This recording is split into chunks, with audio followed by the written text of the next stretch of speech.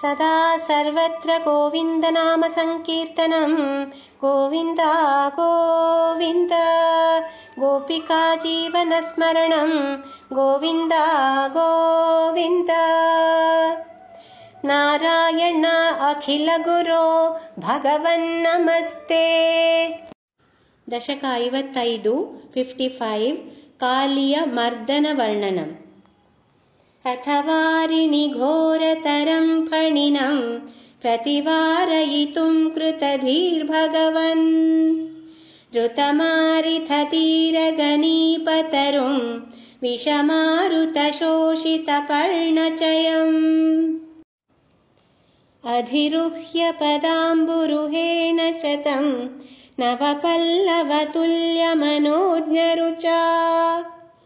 ह्रदवारिणि दूरतरं न्यपतः परिगूर्णित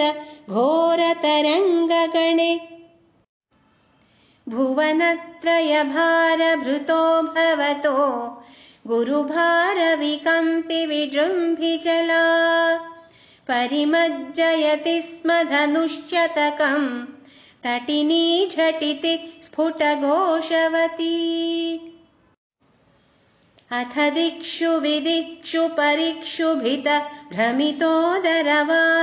नादभरैः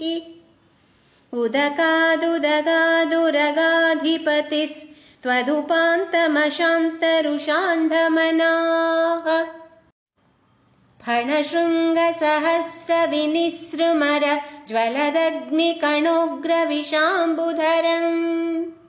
पुरतः फणिनं समलोकयथा बहुशृङ्गिणमञ्जनशैलमिव ज्वलदक्षिपरिक्षरदुग्रविशश्वसनोष्मभरः स महाभुजगः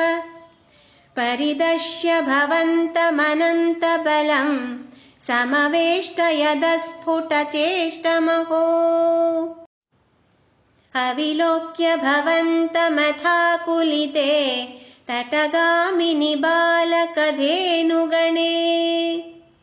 व्रजगेहतलेप्यनिमित्तशतं समुदीक्ष्य गता यमुनां पशुपाः अखिलेषु विभो भवदीयदशाम् अवलोक्य जिहासुषु जीवभरम् फणिबन्धनमाशु विमुच्य जवादुदगम्यत हासजुषा भवता अधिरुह्य ततः फणिराजफणान्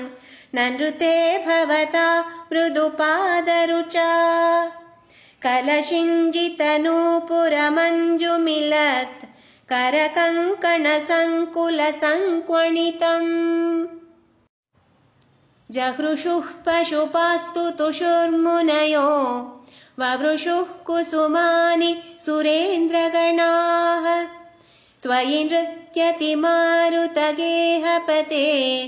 परिपाहि समां त्वमदान्तगदात् नारायण अखिल गुरो भगवन् नमस्ते।